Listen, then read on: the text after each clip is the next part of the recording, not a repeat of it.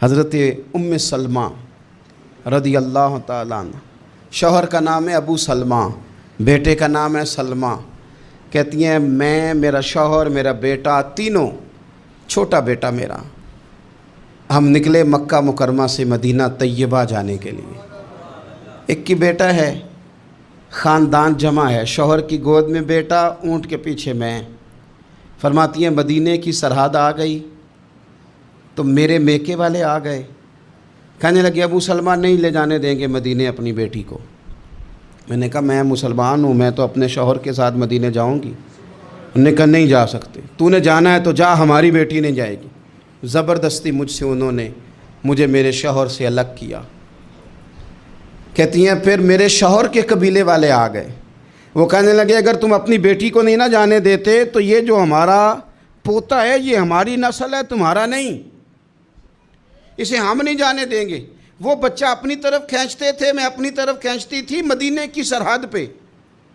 یہ جھگڑا زمین کے لیے نہیں ہو رہا، مکان کے لیے نہیں ہو رہا، حضور کے مدینے جانے کے لیے ہو رہا، حضور کے مدینے جانے کے لیے ہو رہا۔ انہوں نے بچہ کھینچا، میں نے اپنی طرف کھینچا، میرے بچے کا بازو اتر گیا۔ فرماتی ہیں میرے شوہر مدینے چلے گئے، بیٹا میرا میرے سسرال والے لے گئے، مجھے میکے والے لے گئے۔ آج بھی کچھ سیانے بندے کہتے ہیں اس کو نکال دو اور بچے چھین لو۔ ان کا بھی خیال تھا کہ بیٹا لے جائیں گے نا تو ابو سلمہ بھی مدینے سے واپس آ جائے گا، یہ بھی واپس آ جائے گی۔ او یار، اتنا بڑا بھی ظالم کوئی نہیں ہوگا جو ماں باپ سے بچے جدا کرے۔ فرماتی ہیں کہ وہ لے گئے چھین کے، میں میکے چلی گئی۔ لوگ روٹی کھاتے تھے، میرے حلق سے نہیں گزرتی تھی۔ زمانہ سویا کرتا تھا، میں سو نہیں پاتی تھی۔ بیٹا کہاں، شوہر کہاں، میں کہاں۔ ام سلمہ کتنی دیر تکلیف کاٹی؟ جناب ام سلمہ کہنے لگی لوگوں 1-2 دن نہیں، پورا سال بیت گیا، پورا سال، پر جے سونا ہی میرے دکھ وچ راضی، جے سونا ہی مارو مارو مینوں مار مکاؤ، میں کوئی عذر نہ پیش لے آواں، او جے سونا ہی میرے دکھ وچ راضی، پھر سکھ نو چلے ڈاواں۔ فرمایا سال بیت گیا، لوگ صبح اٹھ کے کام کاج پہ لگ جاتے، کپڑے بدلتے، ڈیوٹیاں کرتے، اور میں سویرے اٹھ کے اس جگہ آ جاتی جہاں میرا شوہر اور میرا بیٹا بچھڑا تھا۔ میں سارا دن روتی، آہوزاری کرتی، حضور کے مدینے کی طرف منہ کر کے میں تڑپتی۔ سال بیت گیا، سال، ایک ہفتہ نہیں نکلتا بچوں کے بغیر۔ بڑے بڑے سیانے لوگ پردیس جاتے ہیں تو بچوں کی فوٹو دیکھ دیکھ کے روتے ہیں، لیکن کہتی ہے ماں تھی، بیٹا بچھڑا اور پھر بیٹا بیمار ہو اور ماں سے جدا ہو، کتنی تکلیف کا منظر ہے۔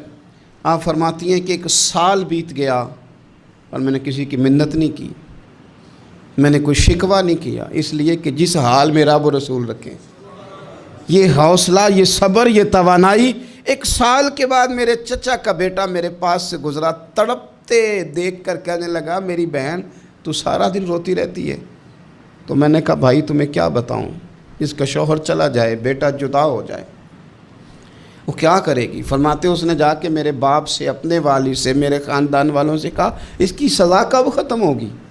اس غریبنی کا قصور یہ ہے کہ یہ مدینے والے کا کلمہ پڑھتی ہے، اس کی غلطی یہ ہے کہ یہ مسلمان ہو گئی ہے، دین حق قبول کر لیا ہے، کیوں نہیں تم خیال کرتے؟ کہتے ان کے دل نرم ہوئے، وہ رضامند ہوئے مجھے مدینے جانے پہ۔ پھر اس نے کوشش کی میرے سسرال پیغام بھیجے، کب بس کرو، اور بچہ تو چڑیا کا جدا ہو جائے تو وہ تڑپا کرتی ہے، اور تم نے ایک جیتی جاگتی ماں کا بیٹا جدا کیا ہے۔ وہ بھی نرم ہوئے، رب نے اسباب بنائے، میرا بیٹا مجھے ملا۔ کہنے لگے تو رہ جا، میں نے کہا نہیں، تم مسلمان نہیں ہو، تمہیں پتہ نہیں نا، میں یہاں نہیں رہ سکتی، مجھے مدینے ہی جانا ہے۔ اکیلی اتنا سفر، جنگلوں کا رستہ، پہاڑی رستہ طے کر لو گی؟ میں نے کہا میں کر لوں گی۔ جنوں ویکھ کے ٹھر دیاں اکھیاں نے تو جنوں ویکھ کے ٹھر دا سینہ ہے، ربا تیری ساری خدائی چ ایک کی تے شہر مدینہ ہے۔ کہتی میں اونٹ پہ بیٹھی، بیٹا میں نے گود میں بٹھا لیا، میں سفر کرنے لگی، پر دل میں کھٹکا تھا کہ اتنا لمبا سفر، بیٹا چھوٹا ہے، کیسے کروں گی؟ کہتے مجھے عثمان بن طلحہ مل گئے، کہنے لگے کہاں جا رہی ہو بہن؟ میں نے کہا مدینے۔ کہنے لگے اکیلے جاؤ گی؟ میں نے کہا جانا تو ہے نا، کوئی ساتھ چلے نہ چلے پر شہر رسول تو جانا ہے نا. آپ فرماتی ہیں میں نے عثمان بن طلحہ سے نیک بندہ کوئی نہیں دیکھا, میرے اونٹ کی لگام تھام لی. جب مجھے اونٹ پہ بٹھاتے تھے نا, اونٹ بٹھا کے چلے جاتے تھے, میں بیٹھ جاتی تھی تو آ کے لگام تھامتے تھے. جب کہیں مجھے اتارتے تھے تو اونٹ بٹھا کے چلے جاتے تھے, میں اتر جاتی تھی تو اونٹ کو باندھتے تھے. سونا ہوتا تھا تو اونٹ بٹھا دیتے, میں اتر جاتی, وہ دور جا کے لیٹ جاتے. فرماتی تھی پھر میرے لیے میرے رب نے اسباب پیدا کیے اور میں مدینہ پہنچی. میں شوہر سے ملی اور لوگوں میرے نصیب دیکھو, میں رہنے کہاں لگی؟ حضور کے مدینے میں, شہر رسول میں, شہر رہ پائے نظر ہوش میں آ, یہ کوہ نبی ہے. میں حضور کے حرم کی زمین اور قدم رکھ کے چلنا.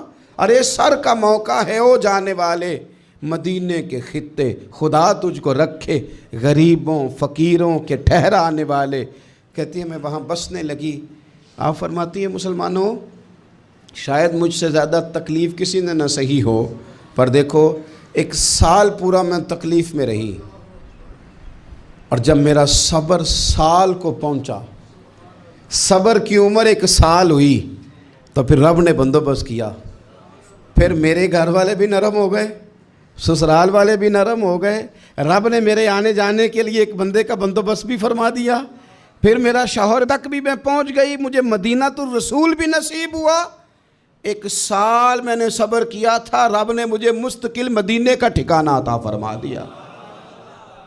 لیکن جو بندہ صبر ہی نہ کر پائے, جو صبر ہی نہ, جو کہ جی بڑی دور سے آیا ہوں, بڑی دیر ہو گئی, بڑا ٹائم ہو گیا, کب جا کے مسئلہ حل ہوگا, وہ جو آپ نے بتایا تھا وہ تعویذ کب اثر کرے گا, وہ دعا کب قبول ہوگی, وہ فلانا معاملہ کب, بھئی یہ ڈیٹ تو آپ کو رب رسول ہی دے سکتے ہیں.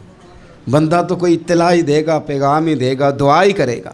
اگر زندگی میں حوصلہ ہی نہیں ہوگا, اگر آپ کو یہ قرار ہی نہیں آئے گا, ٹھہرنا ہی نہیں آئے گا کسی میدان میں. دیکھیں کچھ ایسی اذیتیں ہوتی ہیں جو اذیت ناک ہوتی ہیں, لیکن اگر غلامی میں آ جائے نا آپ تو وہ اذیت ناک نہیں ہوتی. اس چبھن میں مزہ آنے لگتا ہے. کئی درد بھی مزیدار ہوتے ہیں, کئی درد بھی, کبھی زخم ٹھیک ہونے پہ آ جائے نا تو اسے چھیڑو تو مزہ آتا ہے, اس لیے کہ کچھ درد بھی مزیدار ہوتے ہیں. آتش سے کسی نے کہا تو روتا بڑا ہے, اس نے کہا محبوب کی یاد میں تڑپتا ہوں, ابھی تو 1 دل ہے, میرے تو خواہش تھی کبھی 2 ہوتے نا تو صحیح کر کے تڑپتا. رب نے دل 1 بنایا, کہتا وہ مزہ دیا ہے تڑپ نے کہ میری آرزو ہے یا رب, میرے دونوں پہلوؤں میں دل بے قرار ہوتا. درد میں بھی مزہ ہے, پر شرط یہ ہے کہ لوگ درد میں بھی جینا سیکھیں. ہم نہ آرام میں جینا چاہتے ہیں, پنکھے کے نیچے جینا چاہتے ہیں. کاش کہ ہمیں صحرا میں بھی نیند کا مزہ لینے کا طریقہ آئے, پھر زندگی کے سارے راستے آسان ہیں, پھر اقرار بھی مشکل نہیں. لیکن چونکہ حوصلہ نہیں, صبر نہیں, وہ والا قرار نہیں جو ایک مسلمان سے رب رسول کا مطالبہ ہے.